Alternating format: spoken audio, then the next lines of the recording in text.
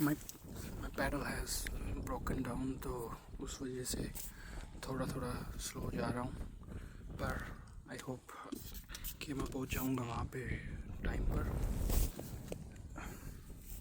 But थोड़ी देर रुका हूँ यहाँ just.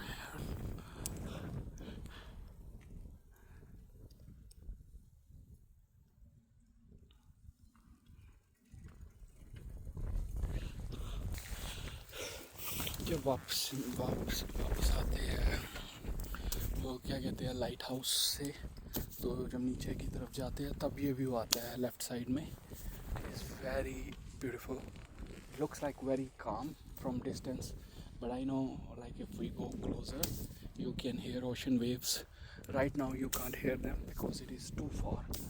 Like you need half an hour, I think 20 minutes or half an hour at least, maybe if not hour, to go that side and reach there. And also it's not like Cliff of Moher, it's very easily reachable. I got lost.